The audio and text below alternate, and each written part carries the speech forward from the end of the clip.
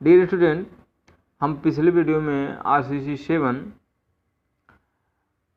में हम moment of resistance के बारे में आपको बता चुके थे और उसकी वैल्यू जो हम निकाले थे मोमेंट ऑफ रेजिस्टेंस की, उसकी वैल्यू थी 606.25 × 10⁶ न्यूटन mm। हम 606.25 किलो न्यूटन मीटर आया था, उसको चेंज कर दिए तो न्यूटन mm में मोमेंट ऑफ रेजिस्टेंस की वैल्यू हो गई। इसको इक्वल टू bm भी लिख सकते हैं, 606.25 × 10⁶ न्यूटन mm।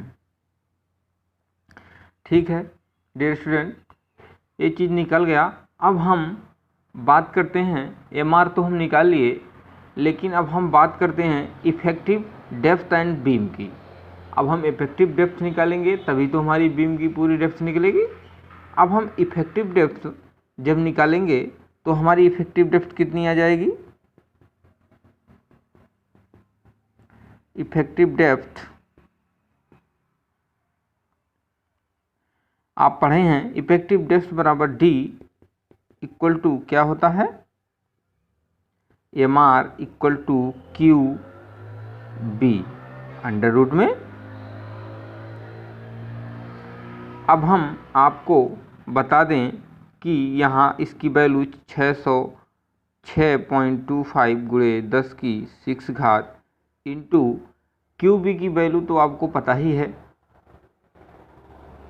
QB की वैल्यू, B की वैल्यू 500 है और Q की वैल्यू हम यहाँ से निकाल लेंगे। अभी Q की वैल्यू ऐसे ही रहने देते हैं, हम Q की वैल्यू निकालते हैं।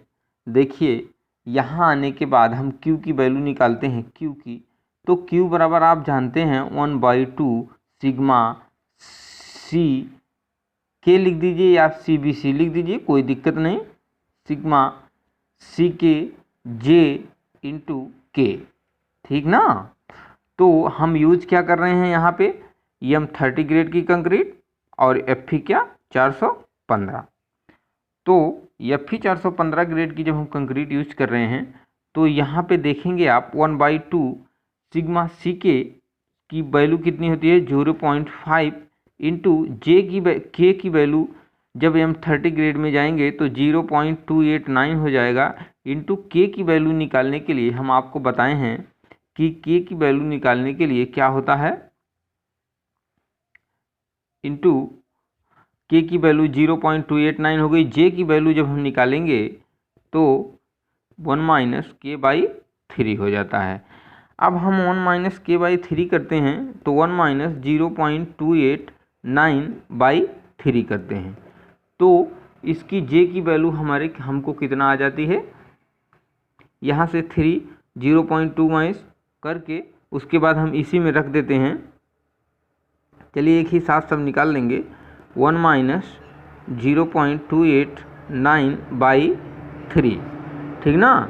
तो इसकी वैल्यू आ जाएगी 1.304। एक कांस्टेंट वैल्यू है तो इसको ऐसे छोड़ देंगे 1.304। अब हम इसमें पुटअप कर देंगे Q की वैल्यू, समीकरण 1 में Q की वैल्यू पुटअप करने पर तो आप लिखेंगे यहाँ पे effective depth equal to under root 606.25 × 10⁶ upon 1.0304 into 500, ठीक ना। अच्छा, अब इसके बाद जो है हम यहाँ पे बात करते हैं स्टूडेंट कि जब D की वैल्यू निकालेंगे तो हमें कितना आ जाएगा 964.27 mm। 606, एक बार और चेक करते हैं, 606.25 इंटू 10⁶ अपान 1.034 इक्वल टू, तो इसको हम 900 965 mm भी लिख सकते। अब चूंकि स्टूडेंट हमारी जो है इफेक्टिव डेप्थ जो यहाँ पे आ गई,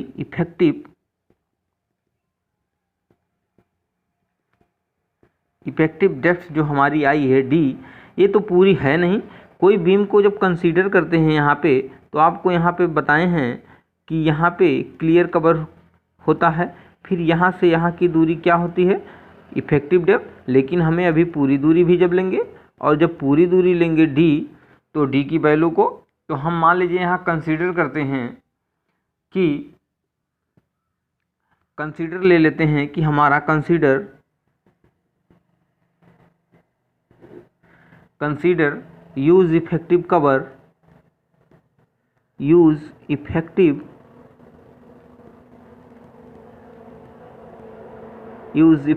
कवर 50 mm, ठीक ना। तो अब हम जब पूरी बीम की डेप्थ ले लेंगे, पूरी बीम की डेप्थ लेते हैं तो कितना हो जाएगा, 965 प्लस 50, 50 50 100 हो गया, 1000 हो गया, 1015 mm, ठीक ना। अब देखिए जो MR हमारा यहाँ पे निकला था, किसके, जो MR हमारा यहाँ पे निकला था वो 500 पे निकला था। बात को समझने की कोशिश करिए। जो 500 बी थी और यहाँ से इफेक्टिव डेप्थ हम निकाल लिए तो हमारी कितना आ गई, लेकिन हम पूरी डेप्थ जब निकालेंगे तो हमारा कितना हो जाएगा, 1015। अभी हम MR जो निकाले थे, आपको कितने पे निकाले थे, अभी जो हम मोमेंट ऑफ रेजिस्टेंस निकाले थे उस पे कितने पे निकाले थे, 1 मीटर पे, ठीक ना, 1 मीटर पे निकाले थे। लेकिन अब हमारी 0.015 mm क्या हो गई, बढ़ गई वैल्यू। तो जब हमारी इतनी वैल्यू बढ़ गई तो हम क्या निकालेंगे, फिर हमारा जो है डेड लोड 1 मीटर 36 न्यूटन पर mm, तो किलो न्यूटन पर मीटर, वो तो निर्धारित रहेगा। लेकिन अब यहाँ पे हम डेड लोड भी निकालेंगे, क्यों, क्योंकि 1015 mm को 1.015 मीटर भी लिख सकते हैं। अब तक हम 1 मीटर के कंसीडर के लिए लेके चलते थे, लेकिन अब हम डेड लोड जो लेके चलेंगे 1.015 के अकॉर्डिंग लेके चलेंगे। तो चलिए एक बार डेड लोड की भी निकाल लेते हैं। तो B into D into L into और CC ऑफ डेंसिटी, ठीक ना। तो हमारा कितना है, 0.5 इंटू, अब डी की वैल्यू 1 रखते थे, अब इसकी वैल्यू कितना रखें, 1.015।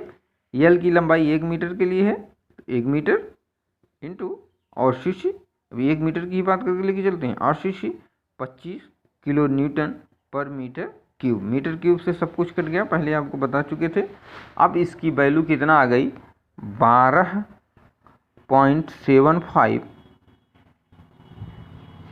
किलो न्यूटन प्रति मीटर। अब टोटल लोड निकाल लेते हैं, फिर हम टोटल लोड निकालेंगे। फिर 36 प्लस 12.75